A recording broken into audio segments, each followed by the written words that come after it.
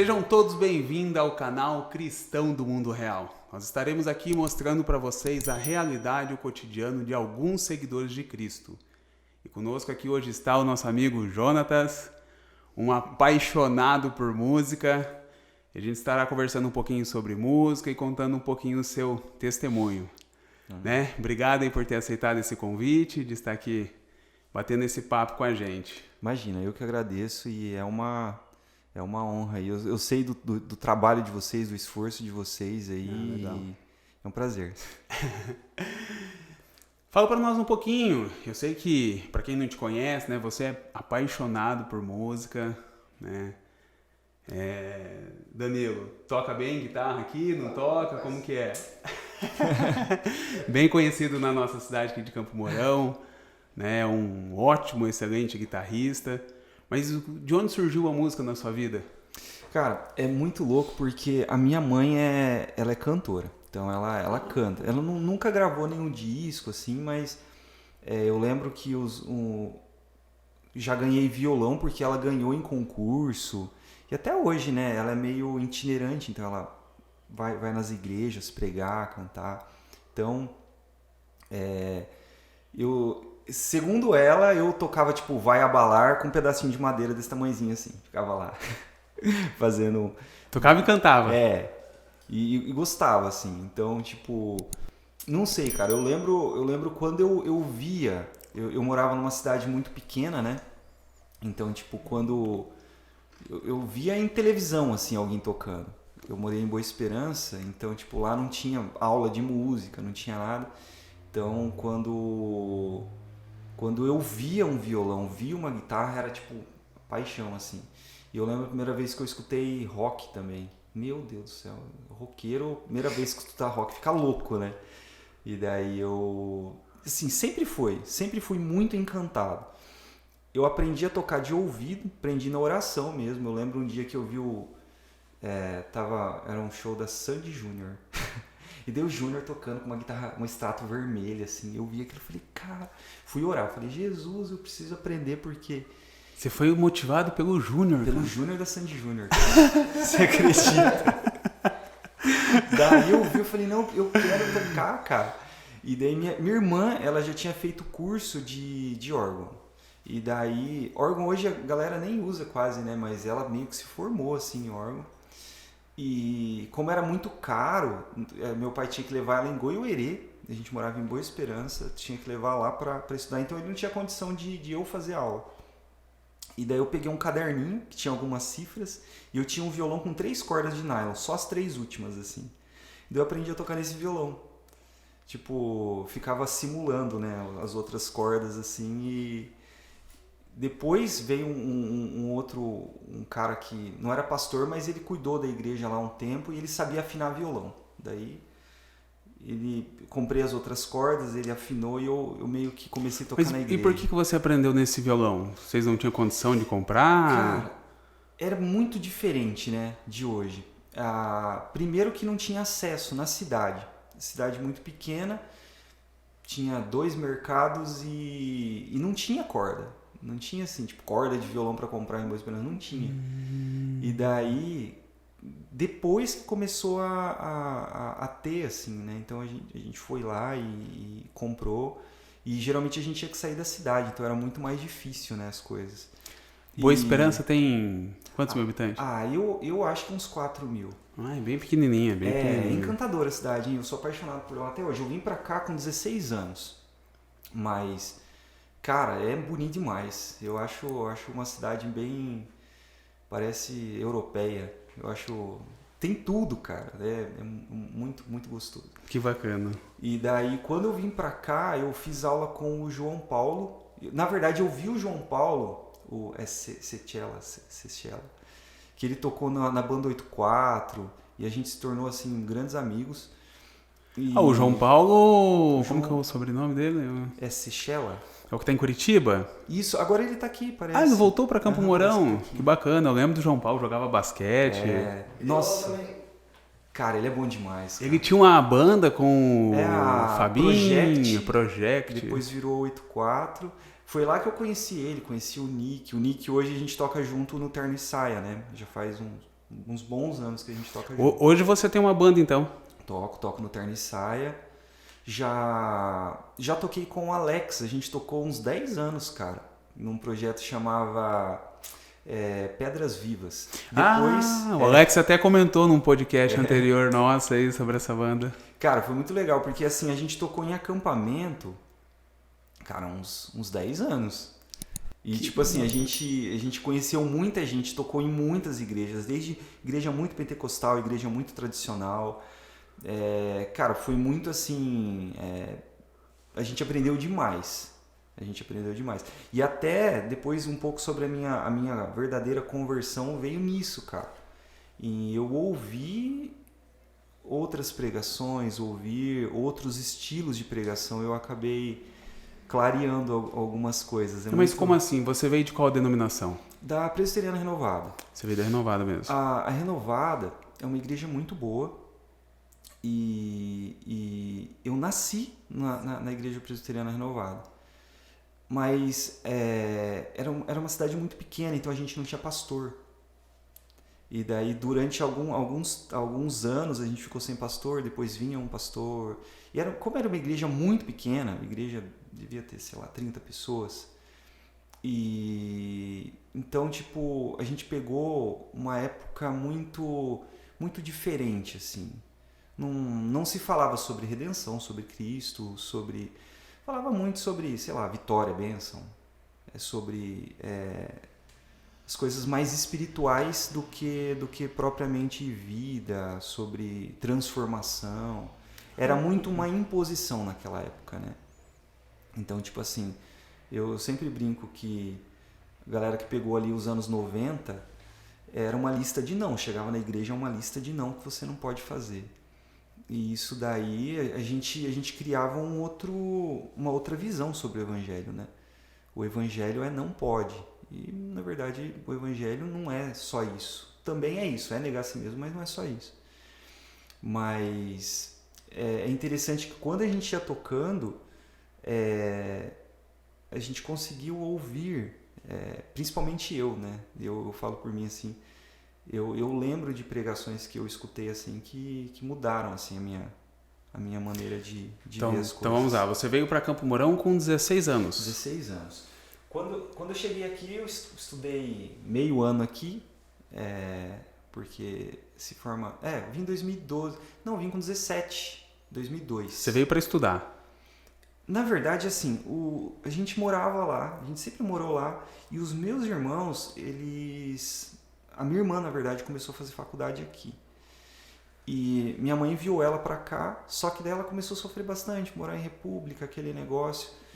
E daí, como a minha mãe era muito conservadora, muito assim, muito, ela falou, não, a gente vai mudar, eu não vou deixar minha filha morando sozinha. Então, minha irmã é mais velha e eu tenho um irmão mais velho também. E são músicos também? O meu irmão, ele canta bem, toca bateria, mas ele meio que não quer. Eu fico tentando resgatar ele, mas ele não... Mas toca bem, canta bem. E a minha irmã toca também teclado, canta também. Eu acho que todo mundo. Todo mundo, bacana. E é louco que a minha história, a história da minha conversão, cara, é muito, muito longa, assim, porque eu acho que até hoje eu me converto todos os dias um pouquinho. Tá, legal. Todo mundo, né? Na verdade, a gente precisa disso, né? Tem que ser diário. É uma caminhada. Mas aí você veio pra cá, então veio seus pais, veio todo mundo junto? Veio os meus pais, a minha família. E quando a gente mudou pra cá, foi aquela percepção. Pra mim, eu tava numa metrópole. Porque imagina, você morar numa cidade que eu conhecia cada criança, eu conhecia todo mundo da cidade. E daí quando eu cheguei aqui, a primeira coisa eu falei, putz, vou no cinema, né? Daí não tinha cinema na época. Mas eu acho que foi muito, muito interessante, porque era uma cidade muito mais cristã, cara, do que Boa Esperança. Boa Esperança devia ter, de jovens, talvez uns 10. Nossa! Só. Então lá não era pop ser cristão lá. Ser crente. Você falar que você era crente, era crente da bunda quente. Eu escutava isso aí sempre quando era pequeno, assim. Tipo, o pessoal discriminava mesmo, né? Quando eu cheguei aqui, eu fui estudar no Rondon 6 meses. Eu estudei o segundo semestre. cara, tinha um monte de crente na minha sala. Daí eu falei, caramba, mas... E eu falava, ó, eu sou evangélico. As pessoas, que legal. E lá não era assim, não era... Tinha um preconceito em Boa Esperança? Tinha. É porque é uma cidade muito pequena, era uma cidade bem assim, bem diferente, cara. É uma cidade bem festeira. Eu acredito que hoje mudou bastante. Hoje as igrejas são maiores lá. Mas assim, era uma cidade que o evangelho não tinha chego ainda. E o evangelho que estava lá era aquele evangelho muito bem restrito ainda, né? Então as pessoas ficavam muito assim, putz, para eu ser crente eu vou ter que, sei lá, não posso fazer nada mais na minha vida. E você ia na igreja porque seus pais te levavam? Ou porque realmente você queria ir quando era pequeno? Em Boa Esperança? Olha, foi um misto, assim. Eu sempre eu já conversei muito com os meus pais sobre isso, até com os meus irmãos, como que Deus, ele cuidou da gente. Porque, assim, a sedução do mundo lá era muito grande, e principalmente por vir por amigos. Porque, cara, na adolescência a gente é muito levado pelas amizades. Então, tipo, eu nunca fui de me perder em bebida, por exemplo. Eu nunca fui de me perder em mulher, em festa. E daí, se você me perguntar por quê, eu não sei te responder. Deus me deu um temor, cara, não só pra mim, mas pra mim, pra minha irmã e pro meu irmão, que parece que a gente não conseguia. E a gente era tentado muito nesse lado. Porque o acesso era fácil, mas fácil. O temor tava forte. Era muito louco, assim. E hoje eu vejo como um cuidado mesmo. Foi um cuidado de Deus, assim. Em todas as áreas, todas as áreas. Porque parece que Deus tampou os meus olhos que eu não conseguia ver. E quando eu me desviei, que eu até já falei para você que eu me desviei dentro da igreja. Eu desviei mesmo. E tipo, eu tocava na igreja, eu fui um não cristão e todo mundo olhava para mim e falava, o Jonas é crente, mas eu não era mais. Como assim? É louco porque foi como se fosse talvez como que eu posso dizer, uma revolta com tudo talvez que eu tinha vivido, com tudo que eu não tinha vivido, uma curiosidade, talvez. Com Deus ou com as pessoas? A revolta? Eu acho que com um pouco dos dois. Talvez eu não tivesse conhecido Cristo de verdade. Entendi. E eu tenho certeza que eu não tinha conhecido Cristo de verdade. Mas como eu já tinha vivido com Ele, eu já sabia que o Espírito Santo estava em mim e ele conduzia a minha vida. Quando eu senti que eu não tinha mais o Espírito Santo, foi assim, uma perdição total. Acho que foi coisa de semanas que eu fiquei sem ter esse sentimento que a gente tem. E, cara, foi louco porque, assim, eu consegui ver como que é uma vida sem Deus. E é muito perturbador, assim. Mas esse tempo que você continuou na igreja, Sim, tocando na igreja, subindo no altar. Sim. Mas você desviou em que sentido que você fala? Eu fui pro mundo, eu bebi, mulheres... Um pouco... Mulheres, assim. Mulheres não. Eu me perdi sexualmente, digamos assim. E isso me afastou e eu me perdi porque eu quis. Não foi assim, aconteceu. Não. Peraí, você se perdeu sexualmente, então você teve relação? Sim. Dentro de um namoro. Tocando no altar? Sim. Rapaz, isso é pesado. Isso é pesado, mas... E como que foi? Cara, foi louco porque assim, a luta, eu acho que todo mundo tem algum tipo de luta, né? E eu nunca tive problema com bebida, eu nunca tive problema tipo de ser seduzido, eu nunca gostei. Assim, se o cara já tentou beber, mas eu nunca gostei, nunca me atraiu. Agora, esse lado humano, esse lado carnal me atraía. Então, nos anos 90 a gente não tinha acesso, por exemplo, à pornografia. Não tinha acesso. Então, para você ter acesso a esse tipo de coisa, você tinha que ir numa locadora, deixa teu nome, você tinha que ser maior de 18 para alocar alguma coisa. Ou você tinha que ir numa banca comprar uma revista. Ou seja, eu numa cidade de 4.000 pessoas, eu não conseguia fazer isso. E por mais curioso que eu fosse nesse lado, eu não tinha coragem assim, porque alguém ia ficar sabendo e todo mundo sabia que eu era crente. Quando eu cheguei em Campo Mourão, ninguém mais, eu não era conhecido mais dessa maneira, né? Então, quando eu entrei num relacionamento, um dia eu falei, cara, eu quero experimentar isso. E foi aí que... E a sua namorada na época era da igreja também? Também. E assim, foi muito louco porque eu não sabia que o pecado afastava tanto assim. E existe uma diferença muito grande entre o pecado intencional e o pecado que a gente comete talvez de uma maneira não intencional. O pecado intencional é aquele pecado que você promove ele. É um pecado que você pensa, que você fala assim, eu vou cometer isso porque eu quero. E esse é um pecado que cara, você dá um passo nele, parece que Deus não está mais ali.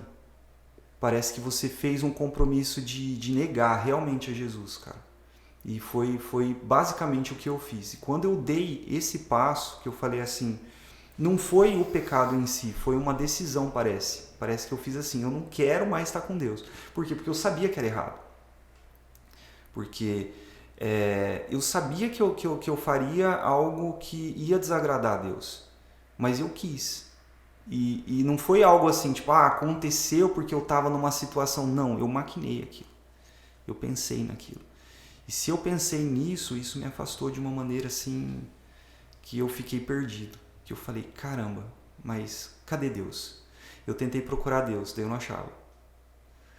Tipo, eu ia orar, a oração não passava do teto. Aí, cara, aí que eu entendi que eu tive que me humilhar igual Davi. Você chegou a procurar ajuda de um pastor, de um líder da igreja? Não. Eu procurei o meu irmão. Como a minha infância foi uma infância bem difícil, eu e meu irmão, a gente sempre foi muito confidente um do outro. A gente sempre foi... Eu procurei meu irmão e eu lembro que a única coisa que eu pedi pra ele foi assim, eu falei, cara, por favor, ora por mim. Ora por mim que eu tô mal, cara. Ele falou assim, mas como assim, João? Você tá mal? Eu falei, cara, eu tô mal, tô tendo pesadelo, eu não consigo... Eu não sei, eu tô em pânico, cara. Porque... Você tinha pesadelo? Tinha. Era uma loucura, cara. O que você sonhava? Sonhava não? Mano, não lembro. Eu só lembro que eu tinha medo de morrer. Tipo assim, o pânico que eu sentia era medo de morrer. Por quê? Eu não queria morrer sem Cristo, mas eu não conseguia achar mais Ele. Era um negócio muito louco, assim. Parecia que eu tava numa distância de Deus tão grande, cara, que não era assim, Pai, me perdoa. Mas era um negócio assim, eu ia ter que mudar meu coração. Eu ia ter que mudar completamente a minha mente pra... E foi isso, cara. Eu me humilhei.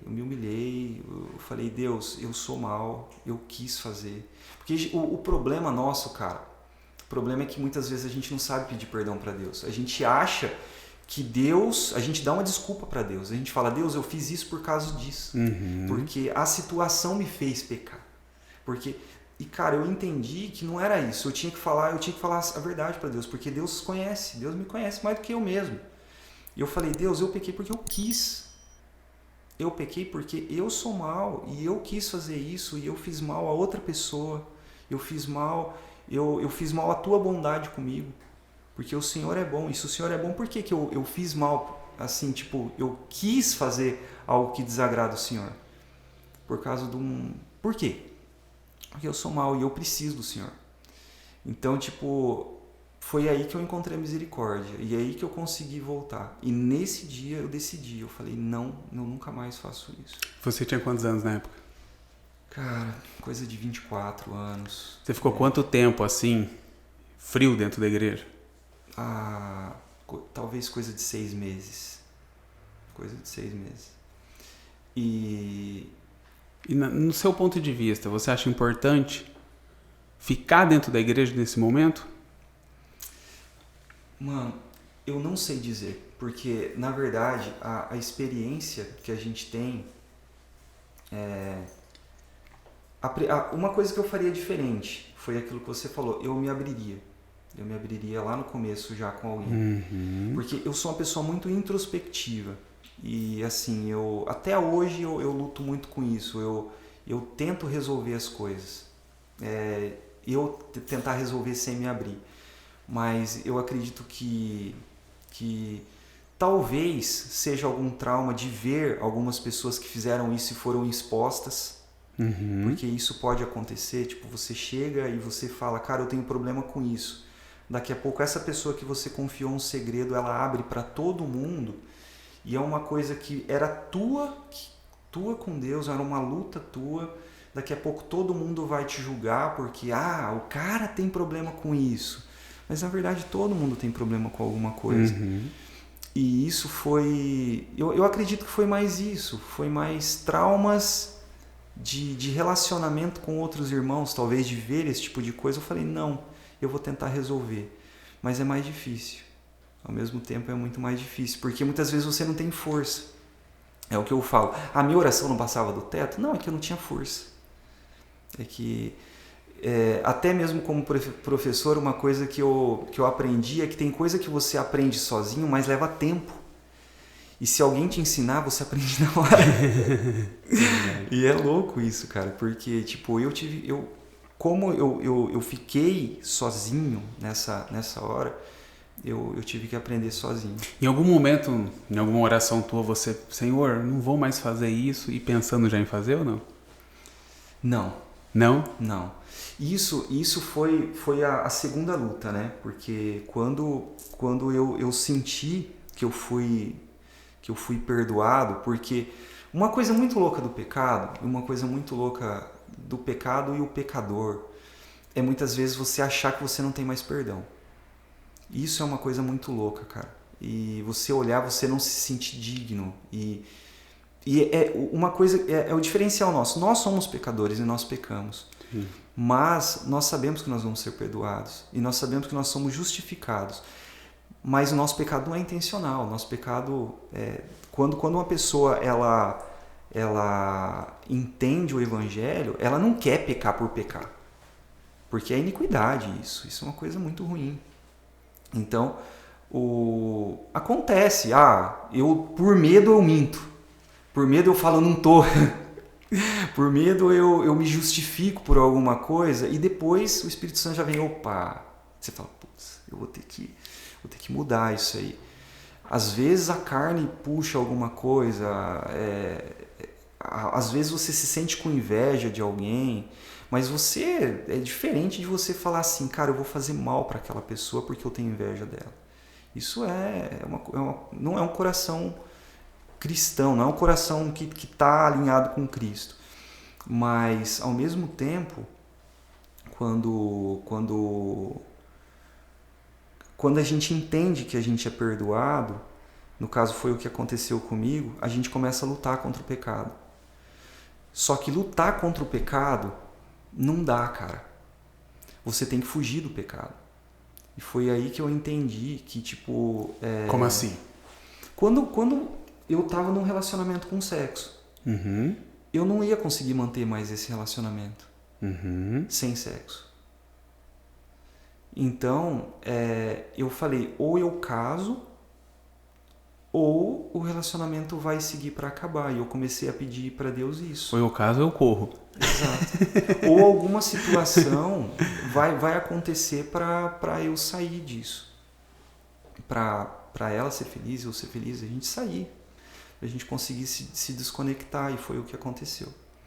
Só que depois desse relacionamento... Você largou, separou daí? Sim, sim. Tá. E depois disso, cara, eu simplesmente, eu decidi, cara. Eu falei, eu não vou fazer mais isso. Eu não vou mais. Tive outros relacionamentos e não aconteceu mais. Não aconteceu? Não. Masturbação também não? Cara, aí é uma coisa mais diferente, porque a masturbação, ela tá muito presente na vida do homem. E é muito louco, cara, porque é uma luta de quem... O cara que não é casado, ele é uma luta constante. É uma luta constante. Eu acredito que todo homem sofre com isso. Sofre. Principalmente porque hoje é bombardeado, né, cara? É bombardeado. E o homem é muito visão. É uma coisa que talvez as mulheres não entendam. O homem, ele consegue ficar 1 hora, 2 horas olhando para uma mulher. Olhando e sentindo prazer em olhar. E isso consome a mente do cara, porque ele fantasia coisas. E isso é muito louco, né, cara? Isso é muito louco. Tipo, conseguir vencer isso, cara, demorou bastante. Mas era uma luta diária. Era uma luta diária. E eu acredito que todo homem, ele... Como que eu consegui... É até interessante. Como que eu consegui vencer, por exemplo, a pornografia? Eu lembro que um dia... Cara, foi o Espírito Santo que falou isso pra mim, porque ninguém nunca tinha... eu nunca tinha pensado nisso.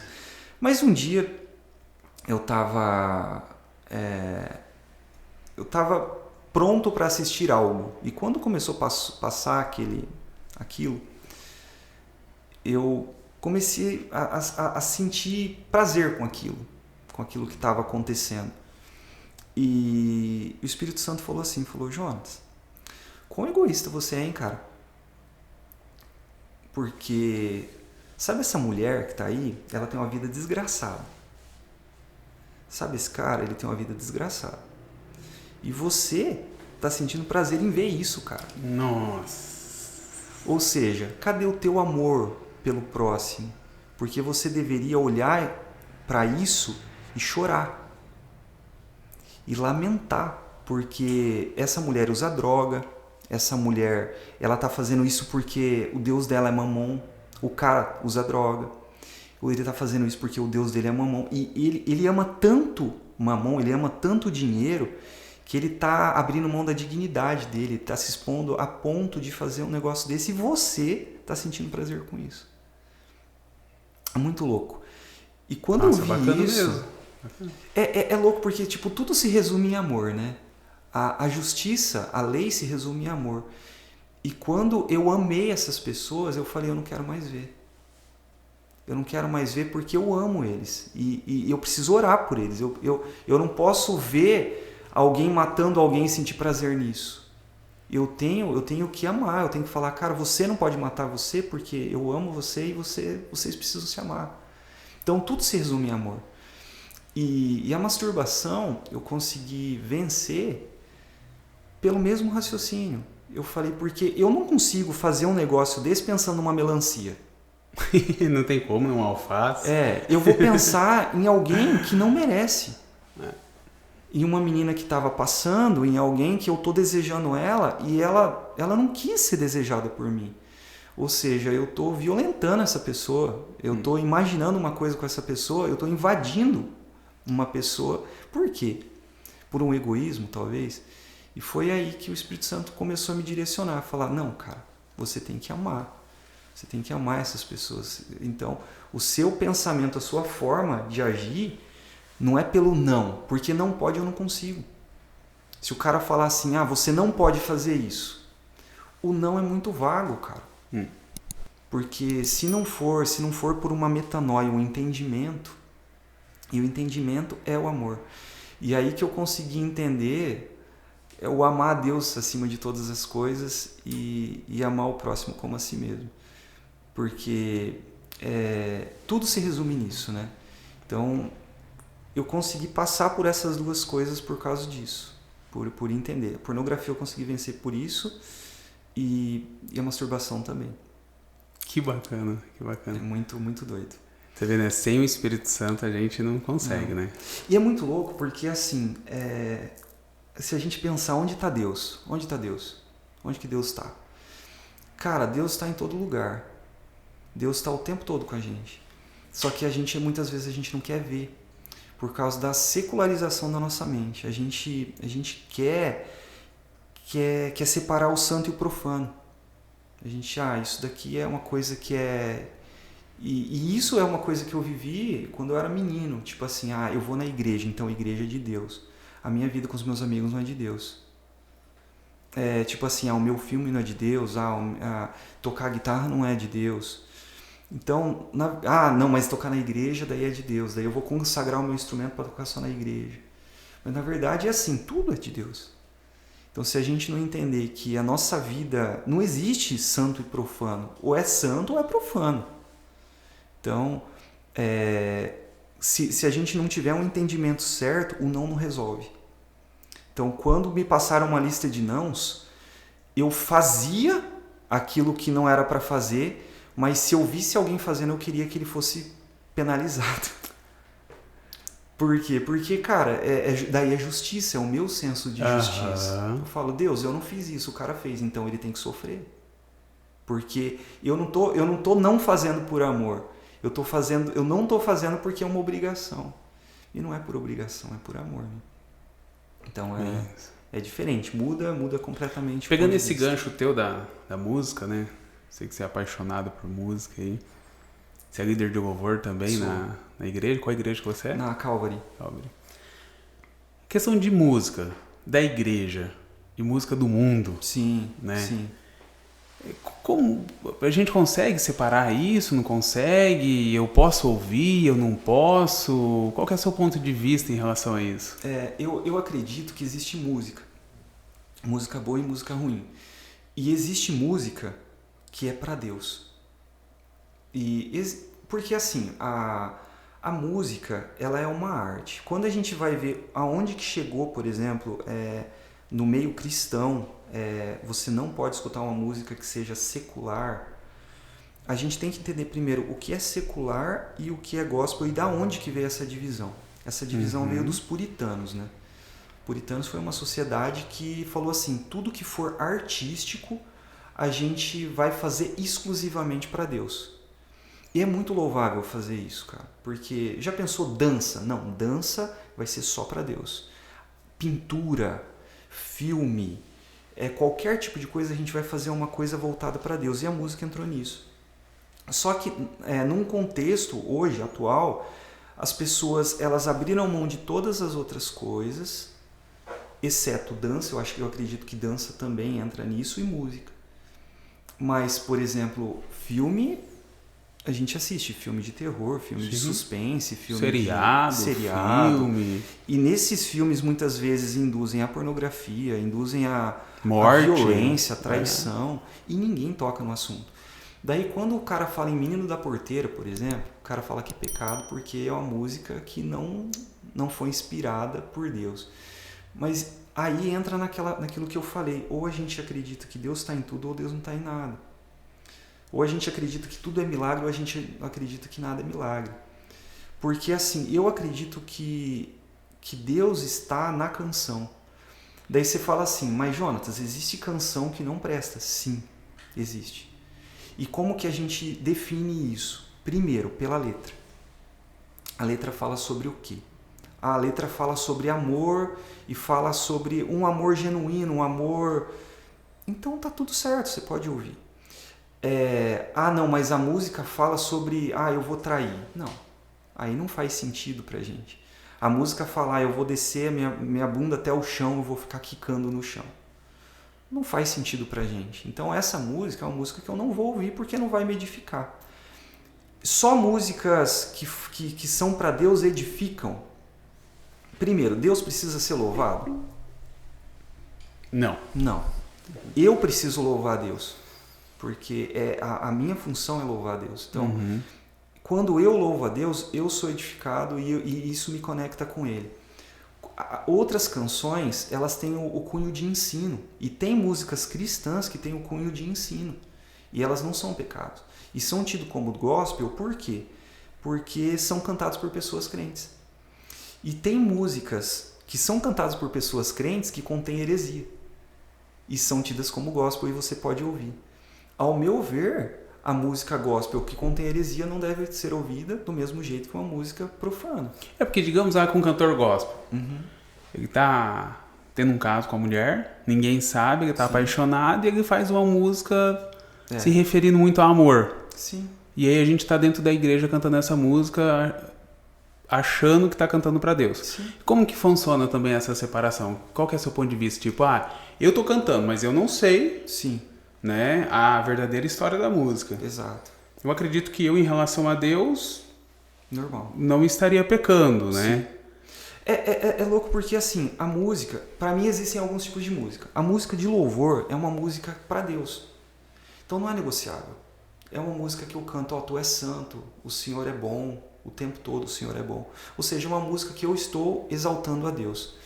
Uma música romântica é uma música romântica. Quando eu falo assim, Deus abençoe o nosso amor, eu não é uma música gospel, é uma música romântica. E assim, música romântica é música romântica. A música que fala sobre a vida, quando você pega a música lá do Roberto Carlos, É Preciso Saber Viver, tá bom, é uma música que está falando sobre vida, está falando sobre... Tem uma música Epitáfio do Titãs, devia ter trabalhado menos. Uhum. Ou seja, tem coisas, tem músicas que tem esse cunho de ensino, que vai fazer você refletir. E essas músicas, elas são canções inspiradas por Deus? Sim. Porque, o diabo inspirou a falar um negócio desse? Não. Só que assim, essas músicas aí entra o segundo ponto. Eu vou tocar e preciso saber viver na igreja, aí já é outra história. Porque a gente não pode trazer uma música, digamos, que não é para Deus, que ela é feita para outro sentido. Eu vou cantar em comunidade como se fosse para Deus. Não. Agora é diferente. Eu posso dedicar essa música para Deus em casa? Posso. Eu quero cantar uma música lá, eu não sei, Fix You, por exemplo, é uma música muito famosa do Coldplay, que tem uma letra incrível. Muita gente fala, nossa, essa música é como se Deus estivesse falando com a gente. Ou seja, eu posso pegar essa música e num tempo de oração dedicar a Deus? Posso, cara. Agora, eu vou chegar na comunidade e vou colocar, as pessoas não vão entender isso. Então, a canção, ela diz o que ela é. Então, se ela é para Deus, a letra está dizendo que é para Deus. Igual você falou, a intenção do coração. Uma vez uma pessoa falou assim, mas Roberto Carlos, a intenção do coração dele... Eu falei, cara, mas se a gente for julgar a intenção do coração de cada um... A gente não usaria roupa? Exato. E principalmente, hoje, o que é mercado? Existe o mercado secular e o mercado gospel. O que o mercado secular quer? Fazer uma música, divulgar, ser conhecido e vender. O que o mercado gospel quer? Fazer uma música, divulgar, ser conhecido e vender. Infelizmente é isso. Então, as pessoas cobram dinheiro, as pessoas, Jonas, você é contra o mercado gospel? Não, cara. Mas a gente tem que ser realista. Uhum. Porque, assim, uma pessoa, quando ela está fazendo, eu estou falando de chuva, porque chuva vai vender. Eu vou falando de fogo, porque fogo vai vender. Eu vou falar sobre eu quero te ver, porque eu quero te ver tá na moda e vai vender. Teve uma época que só chovia, né? Exato. Faz chover, pequena nuvem. Exato. Nuvem, Hoje tá sobre queimar. Meu coração vai queimar. Cara, você tem alguma coisa contra isso? Não tenho. Só que a gente tem que ser realista, porque o final... não, Jonas, mas eu quero fazer para conquistar as pessoas. Cara, eu não digo que não. Eu não digo que não, porque eu não tenho esse poder, eu não posso julgar o coração. Sim. Uhum. Mas eu acho que a música não merece estar nessa berlinda. Eu acredito que a música ela não pode ser colocada em xeque, primeiro, por uma falta de conhecimento das pessoas. Porque se a pessoa só conhece a Anitta e a pessoa só conhece o que está tocando na rádio, então ela não conhece música. Ela não pode julgar a música pelo que ela conhece. Porque existem cantores incríveis, e eles não são crentes. Existem poetas incríveis. Vamos julgar a poesia então. Então a poesia não pode ser... Porque o que é uma canção? É uma poesia com melodia. Então a partir do momento que eu julgo, eu tenho que julgar tudo. Então eu tenho que secularizar tudo, ou seja, eu não vou viver. Porque querendo ou não, a gente acaba escutando algumas pessoas, eu não escuto música secular. Mas seriado, Exato. sexo passando, Exato. guerra, morte, Novela. novela não deixa de fazer, não vai na igreja para assistir a novela, então não tem uma separação, Sim. né? Tipo, isso aqui não, mas isso pode. E o nome disso é hipocrisia. Porque assim, o grande problema, um dia eu estava conversando com um aluno, um amigo, e ele falou isso, eu explicando isso para ele, ele falou, Jonas, mas eu decidi que eu não quero ouvir. Eu falei, aí tudo bem. Porque aí é uma coisa tua com Deus, ou seja, entrou como os puritanos, falou, cara, eu não quero escutar algo que não louve a Deus. Tá tudo certo. Agora você falar que a música é pecado, é uma coisa, é muito raso. É aquilo que eu falei, é você pegar, tipo, La Vie en Rose, por exemplo, que é uma música incrível, você falar que ela é do diabo. Você falar What a Wonderful World, falar que essa música é do diabo. E não é, cara. Então existem canções, cara, que são incríveis, canções que ensinaram. Quando você pega aquela Stand By Me, cara, é maravilhoso. Como que é? When the night has come. Você pega a letra, tipo, cara, é lindo. Tipo, ó, quando você tiver com medo, fica do meu lado, eu vou estar com você. Cara, já pensou? Isso é uma música dos anos, não sei, anos 80, anos 70. E, cara, essa música, ela foi tema assim, ela com certeza edificou muitas pessoas que não conheciam a Cristo. E existem bandas como Sweetfoot, P.O.D., que são bandas cristãs, só que eles não são, não é uma música gospel. A banda é cristã, mas a música não é gospel. Mas quando você pega a letra desses caras, a forma que eles ensinam, cara, parece que ensina mais do que da maioria das músicas gospel. Porque eles estão falando de Deus de uma maneira muito clara, só que não. Tem uma música do Sweetfoot que tem uma frase que fala assim, ó, nós deveríamos viver por muito mais. Será que nós nos perdemos? Cara, imagina uma pessoa que está lá no mundo, ele está cantando uma música porque ele curte, e ele fala assim, eu deveria viver por muito mais, será que eu me perdi? Então, isso vai levar a refletir. Tem um disco do Sweetfoot que a capa dele está escrito assim, ó, Hello Hurricane, Olá Tempestade. Tipo, tem uma outra música deles que fala assim, eu desafio você a se mexer, eu desafio você a se levantar do chão. Como se o ontem não existisse. Como se o hoje não existisse. Ou seja, cara, é tão louco porque é uma música que às vezes o cara tá numa situação ruim e ele fala, cara, é verdade, eu preciso me levantar. Eu preciso voltar para a realidade. E na verdade, no Evangelho, o Evangelho a gente precisa ter esse clique todos os dias, cara. É o que eu falo, que todos os dias eu aprendo algo. Sim. Porque quando eu acordo, eu olho, eu falo, Deus, esse dia é o Senhor que me deu. O Senhor existe. E eu tô aqui para louvar o Senhor com a minha vida, com o meu trabalho, com os meus relacionamentos. Ou seja, se eu olhar para essa vida, eu dormir e olhar para a vida como se essa vida fosse aqui, eu vou me tornar egoísta, eu vou querer passar por cima dos outros e eu vou achar que Deus não existe, que eu sou o Deus da minha vida. Né, que eu estou no controle da minha vida e eu não estou. E é muito louco porque a canção ensina, a vida ensina, um filme ensina. Jonas, você é contra um filme secular? Não, porque muitas vezes Deus fala. Sim. Através disso.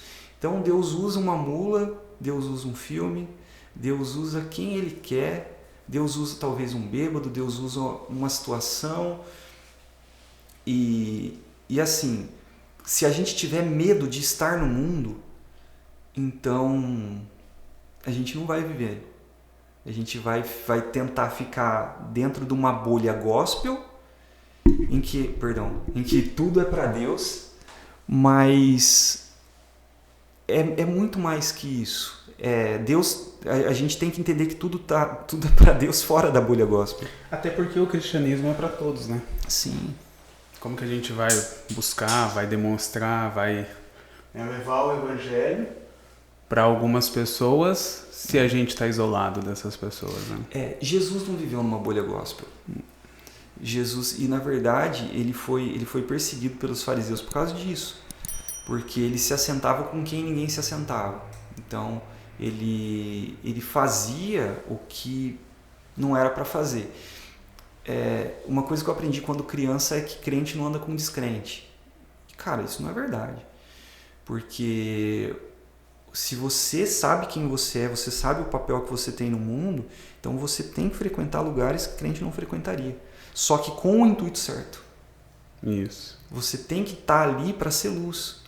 Ou seja, Jonatas, você já foi em festa? Cara, depois de convertido, sim. Só que, cara, eu cheguei e fui diferente.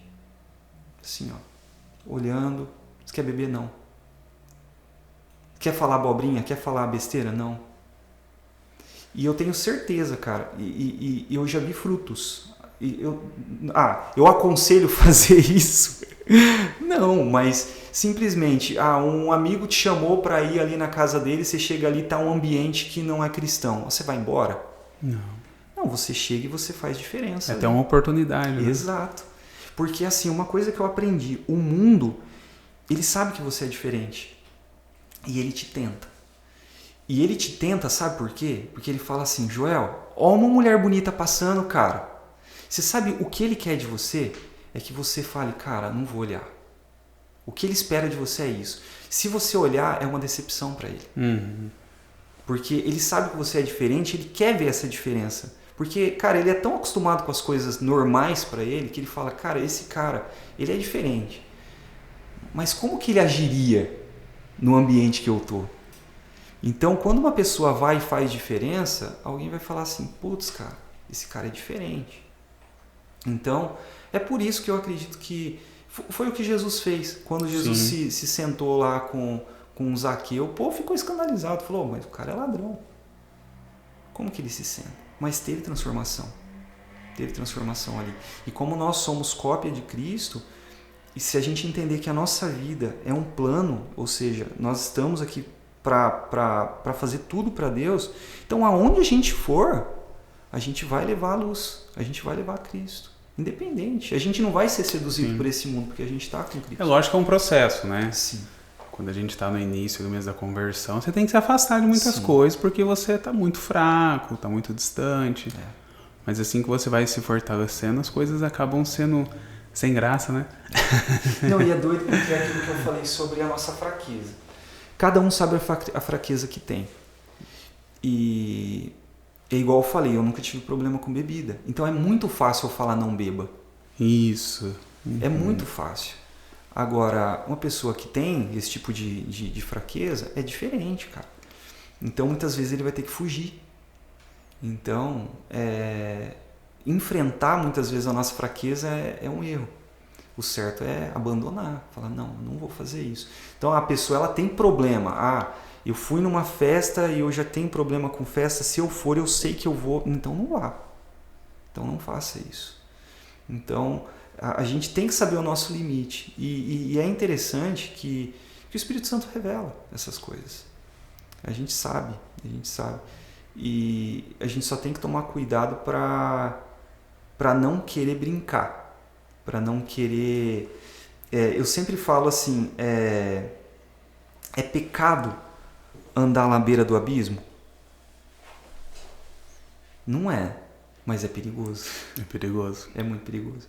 Então, quando a pessoa ele quer ficar andando na linha que ele aguenta, é perigoso. Então, não faça isso. Vem um pouquinho mais para cá, foge disso. Deixa eu te perguntar uma coisa. Você comentou que você teve uma banda, né, no início com o Alex, e que foi onde você realmente ali se converteu porque você ouviu pregações diferentes. Sim. É o que eu falo. Assim, a Bíblia ela é dividida em duas partes, digamos assim. Velho Testamento e Novo Testamento. Eu ouvia falar muito sobre o Velho Testamento. Então, tipo assim, Jacó, Moisés, Abraão. E assim, é até um recado para alguns irmãos, falem mais de Cristo, falem mais de Jesus. Porque o Velho Testamento, ele é incrível. E ele tem histórias, ensinos, mas o Velho Testamento e o Novo Testamento é para testificar Cristo. Então, se a gente não entender quem Cristo é, a gente não entende o evangelho. Não é evangelho, é uma história.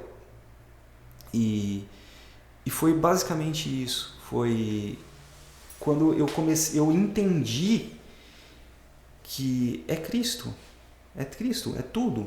A pedra que Jacó descansou era a pedra angular, que era Cristo. A rocha que Moisés bateu era a rocha é Cristo.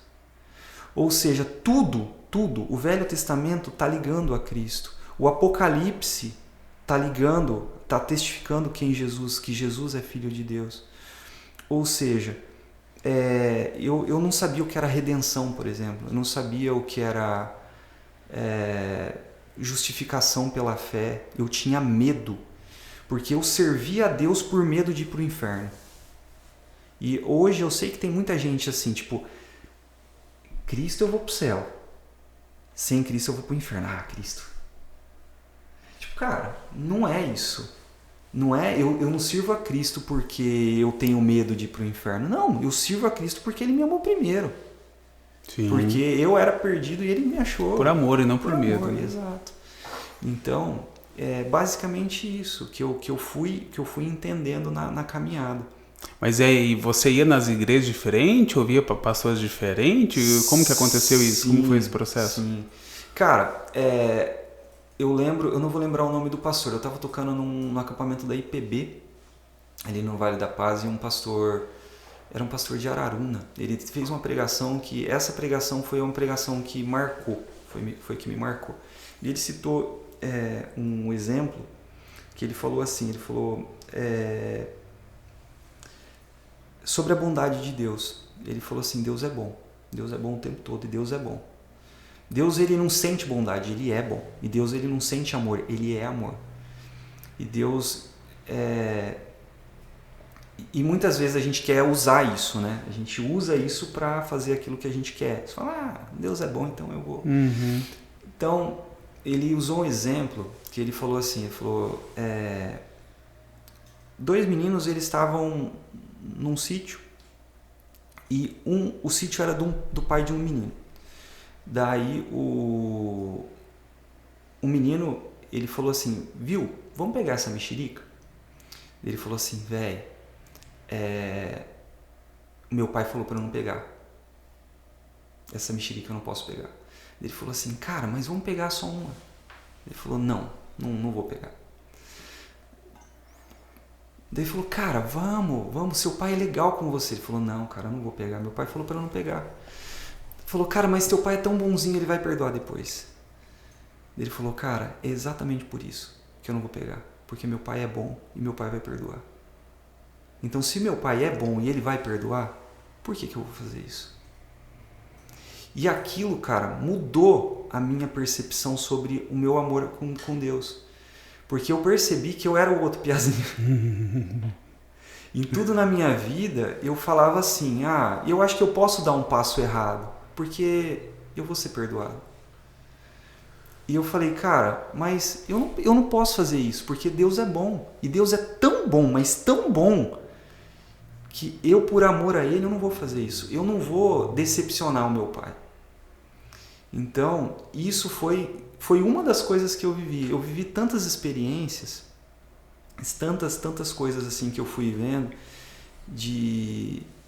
porque assim, aquela cultura do não pode era muito forte na minha vida. E vinha junto com a cultura do ele tem que ser penalizado, porque ele faz. Então eu me sentia mais do que outros. Eu era aquele rapaz que anda na rua e falava, coitado, que daí ele vai pro inferno. Então, e hoje eu não penso mais assim. Hoje eu sei, hoje a minha visão é completamente diferente sobre tudo. Hoje eu entendo que eu não sou o julgador, eu não tenho senso de justiça. Bacana. Eu sou agraciado pela misericórdia de alguém muito maior e que ama, não só me ama, mas ama todos de uma maneira assim que deu a vida. Eu daria a vida por quem? Talvez pela minha esposa, pelos meus pais, pela minha filha, por aqueles que amo, mas eu não daria a vida por qualquer um. Sim. Então, tipo, eu não sei o que é justiça, eu não sei o que... Então, meio que encerrou o meu julgamento. Porque é algo que a gente não consegue compreender. A justiça de Deus, a gente não consegue compreender. Porque se a justiça de Deus fosse conforme os nossos olhos, a gente não teria salvação, né? Verdade. Então, é muito louco. Ai, que bacana, que bacana. E é bonito a gente ver todo esse processo, essa evolução, né? Esse caminhar aí em direção à cruz. Parabéns, parabéns. Parabéns. Isso é bom, né? Porque, igual você comentou, querendo ou não, a gente acaba julgando. Sim. Né? E até você começar a entender que realmente é amor, você julga. Né? Você julga os atos das pessoas. Muitas vezes você está fazendo pior, de uma forma diferente, mas você ainda está julgando o que a pessoa está fazendo. Né? O próprio julgamento é um pecado. Sim. Ou seja, só da pessoa estar julgando, ela já está pecando igual ao outro. Às vezes a gente julga, o fulano está devendo. Né? E aí a gente está dentro da igreja mentindo. É interessante que na Bíblia fala em Tiago que talvez se você tivesse no lugar da outra pessoa, talvez você faria coisa pior. E é louco isso, né? Porque realmente, cara, o cara ele caiu em tal situação. Eu que estou de fora falo, nossa, que vacilo. Mas isso eu não fui tentado com aquela proporção. Ninguém nunca chegou com uma mala de dinheiro e falar assim, Jonatas, assina tal coisa, você vai ter essa mala de dinheiro para mim. Talvez eu me sentisse muito tentado. E essa proporção, esse senso nosso de que nós somos o centro, de que nós somos bons, que faz a gente pecar. Porque se a gente entender que a gente não é bom, que a gente precisa da misericórdia de Deus, a gente dá um passo para trás. A gente fala, Deus, o que eu faço? A gente consulta Deus, né? Agora, é aquele negócio, a gente toma a decisão e pede para Deus abençoar. Então, a gente faz a coisa, então, tipo, Deus, eu já tomei a decisão, agora me abençoa. E, às vezes é uma decisão ruim.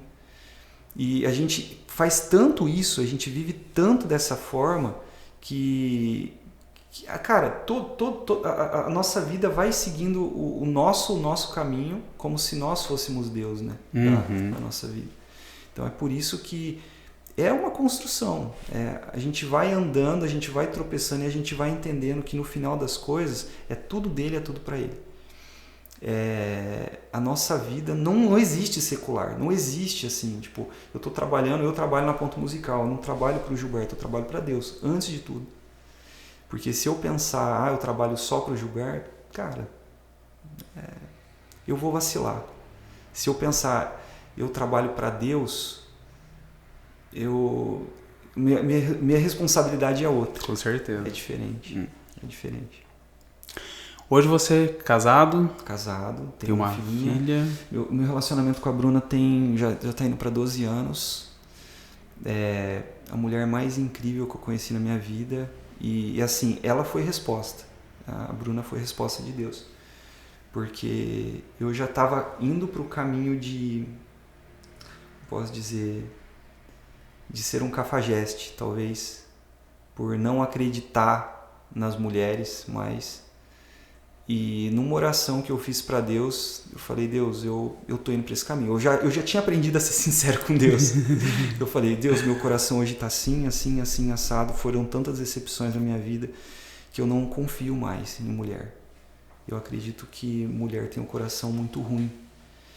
E eu preciso que o Senhor intervenha, porque eu tô para ser um cafajeste. E eu conheci a Bruna. Cara, é impressionante como que Deus é fiel, porque eu não tenho palavras para descrever o que eu vivi com ela. Porque assim, Deus deu muito mais do que... A Bruna é muito mais do que eu poderia esperar de alguém. Então, de companheirismo, de fidelidade e principalmente de amor a Deus. Eu perto dela eu me sinto um ateu, assim. De tanto que ela ama Cristo, sabe? Forma que ela ensina a nossa filha, a forma que ela se preocupa com isso. Assim, é uma mulher serva de Deus mesmo, cara. Então, Eu só tenho a agradecer a Deus, cara, por tudo, assim. A forma que Ele conduziu a minha vida até aqui.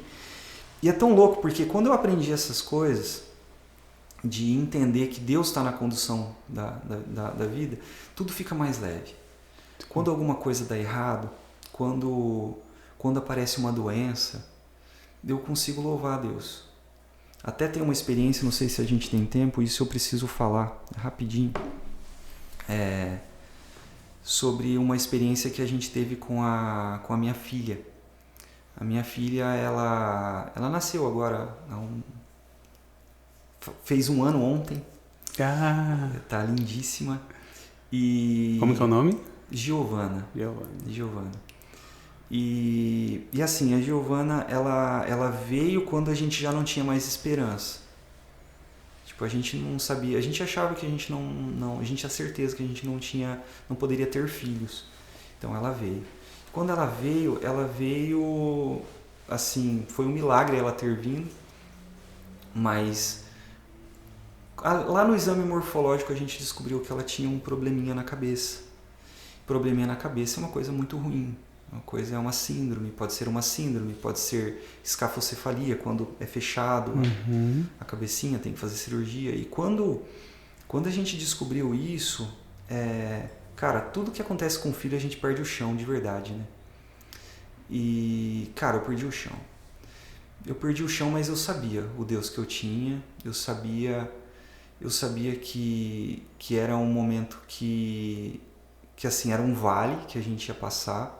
Porém, eu tive que pensar fora da caixa várias vezes. Eu tive que sair do meu corpo e olhar para mim e falar assim, vamos pensar. E eu louvei a Deus, eu falei, Deus, eu sei que o Senhor está no controle de tudo. Mas o coração estava quebrado. Porque a gente ia nos médicos, os médicos falavam assim, cara, a gente não sabe o que vai ter que esperar nascer. Mas é alguma coisa. Estava com que, umas 12 semanas? 4 meses. Então, depois, todo mundo que já teve filho sabe, né? Líquido baixa, fica lá, coração na mão, a gente fica... Ou seja, quando ela nasceu, a cabecinha era daquele jeito. Diferente, a cabeça geralmente do bebê olhando de cima, ela é redonda, ela parecia assim. E era louco que antes dela nascer, eu sou um cara que eu sou muito pessimista. Não é que eu sou pessimista, é que eu penso em todas as possibilidades. Eu falei, olha, se não for nada é isso, se for é uma cirurgia que vai cortar de orelha a orelha, vai abrir, vai ficar com uma cicatriz enorme, ela vai ter que fazer a cirurgia até 6 meses. E se for uma síndrome, ela vai sair com os olhos fora de órbita, vai sair... E eu comecei a procurar todas essas síndromes. E quando eu olhava essas síndromes, meu coração regaçava, cara. E quando eu comecei a questionar, assim, tipo... Quando eu quis questionar por que Deus... o Espírito Santo me fez olhar para a carinha de uma criança com deformidade... E ver que ela estava sorrindo. E olhar para o pai e ver que o pai estava sorrindo, o pai estava feliz. E quando eu entendi que eu era egoísta, que eu falei assim, cara, tem tanta gente que passa por isso, por que eu não posso passar por isso? Por que eu tenho que ser perfeito, minha vida tem que ser perfeita? Não é perfeita. E eu tenho uma sobrinha que ela é maravilhosa, chama Radassa. Ela mandou um recado pra gente. E a Radassa é um milagre também, porque ela teve hidrocefalia. E hoje ela é uma menina incrível, cara. Incrível. E ela mandou o seguinte recado, ela tá com 10 anos. Ela disse assim, papai, fala pro titio que a Giovana vai ficar tudo bem. Porque se hoje eu tô bem, a Giovana vai ficar bem. E isso, cara, foi assim... Eu falei, cara, Deus está no controle. E a gente ficou... Eu não murmurei. Meu coração tava assim até o nascimento. Quando nasceu, Eu olhei, a primeira coisa que eu olhei, o rostinho dela perfeito. O doutor foi lá, mexeu na cabecinha e falou, cara, eu acho que tá aberta.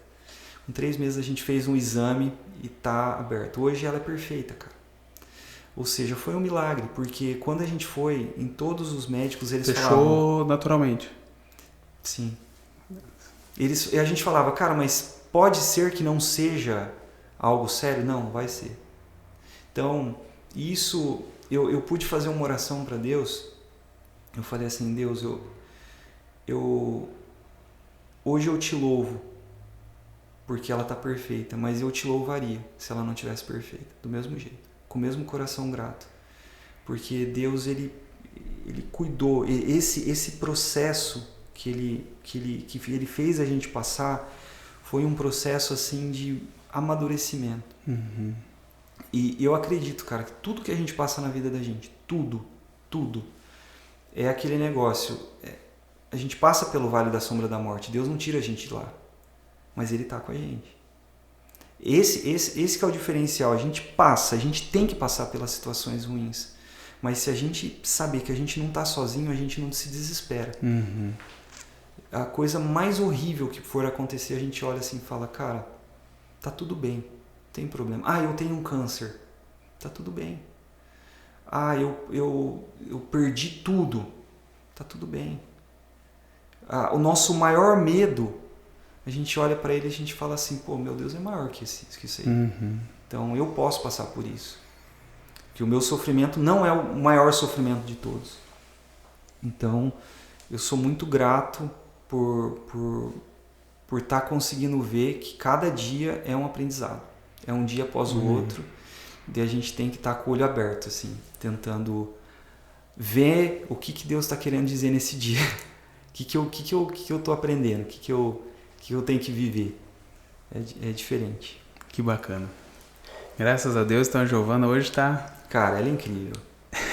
Ela é incrível. Perfeita. Que benção. Perfeita. Meu irmão, obrigado, Imagina. por ter aceitado esse nosso convite. Hoje você tem uma banda também, né? Tem o Terno e Saia. Tem no YouTube? Tem. Spotify, tem tudo. Só colocar Terno e Saia, o pessoal já vai... Terno e Saia junto, assim. Terno e Saia. É muito legal, o pessoal é muito bacana, cara. Eu toco com eles já faz uns 10 anos. Eu não lembro se tudo isso, mas uns 7 anos. Mas o pessoal é muito parceiro, são muito de Deus. A Bruno, o Nick são compositores incríveis. O Marcelo, compositor incrível. Tem o Kleber, toca baixo. O Oziel toca batera com a gente. Bacana. E, cara, é uma família, assim. O pessoal... As letras são... É interessante, a gente falou sobre música. É uma banda gospel, só que não. É gospel, sim. Porque muita gente acha que não é, porque as letras são poéticas, cara. A Bruna, como ela tem esse lance, ela é muito poética, então ela fala, tem uma música que chama Laodiceia, que é eis que estou à porta e bato, se alguém... Uhum. Então ela faz uma brincadeira, contando coisas assim, tipo, coisas da casa, né? Ah, hoje eu passei café, passei a louça... A uva passou, só não passa a falta que eu tenho de você. Daí o refrão fala assim, a porta que outrora fechei, agora eu quero deixar aberto para você entrar. Ou seja, e o nome da música é Laodiceia, ou seja, a pessoa tem que pensar. É muito interessante, então a poesia dela, a forma que ela faz, as canções, já muita gente chegou e falou assim, mas é gospel? Por causa disso, porque as pessoas são tão acostumadas com uma letra que seja assim, diretamente para Deus, tipo, Senhor, eu te louvo. E quando as pessoas fazem uma letra que está falando de Deus, mas está falando de Deus de uma maneira diferente, as pessoas não conseguem entender, né? Então, Terno e Saia é gospel, sim. Segue a dica, né? Segue a dica. Meu irmão, obrigado, viu? Imagina. Obrigado mesmo aí por ter aceitado esse convite. Bate-papo aí muito bacana. Imagina. Né? Tenho certeza aí que o pessoal vai gostar. Pra gente encerrar, manda uma mensagem aí pro pessoal, né? De repente, até voltando um pouquinho na nossa conversa, por tudo que você passou em relação à sexualidade dentro da igreja. Sim. Né? Se você puder mandar uma mensagem de ajuda, de incentivo, sim. Isso seria bacana. o que eu tenho para falar para você que tem problema com qualquer área da sua vida, cara, se a gente entender que a gente tem que amar o próximo. E amar o próximo muitas vezes, cara, é louco porque os nãos lá do Velho Testamento, eles se resumem em amor. E quando a gente ama, se você tem problema, eu tenho problema com a minha sexualidade, mas qual é o nível disso? Tipo, eu tenho problema com pornografia. Cara, olhe para aquelas pessoas com amor. Saiba que elas precisam de Cristo. E se você conhece Cristo, o peso é diferente. Você tem que amar. Nós temos que ser diferentes. Ou seja, olhe para aquelas pessoas com misericórdia. Não olhe, não sinta prazer nisso. Na verdade, que o seu coração sangre quando você vê alguma coisa desse tipo e fale assim, cara, eu preciso orar por essa pessoa. Essa pessoa precisa encontrar a Cristo, porque essa pessoa não é feliz. Eu passei por... Eu tive a infelicidade, mas hoje eu tenho a consciência de que Cristo, cara, Cristo é encostar a cabeça no travesseiro e dormir, mano. A gente tem uma coisa que o mundo não conhece. A gente tem objetivo de vida. A gente sabe o porquê que a gente vive, a gente sabe para quem a gente vive. E a gente pode descansar, a gente pode ter esperança. A gente não vive num mundo que não existe esperança. E isso, às vezes, a gente quer negligenciar isso porque a grama do vizinho é mais verde. Quando a gente olha, a gente fala, nossa, o cara tem dinheiro, eu quero ter dinheiro. Dinheiro não é a solução para os seus problemas, não é a solução para o mundo, não é. É Cristo. Então, a partir do momento que a gente olhar para o mundo e falar assim, esse mundo precisa de Cristo e eu sou a resposta, você é a resposta para o mundo. Porque a partir do momento que nós formos pequenos cristos, o mundo vai ser diferente. Se o seu mundo não é diferente por causa de você, então se achegue a Cristo. Mude a sua consciência, porque nós temos esse poder, através de Cristo. Cristo nos dá esse poder de iluminar, de fazer diferença. Então, se você tem problema com isso, peça a Deus misericórdia e olhe com amor. Nossa, eu estou pensando em tal menina. Cara, ela não merece isso. Se você amar ela, você fala, ela não merece. Ela não quer isso. Isso é uma coisa, é um egoísmo meu. Então não faça. Irmão, obrigado, viu? De estar junto. Que Deus abençoe vocês. Pessoal, abraço. Com Deus. Deus abençoe.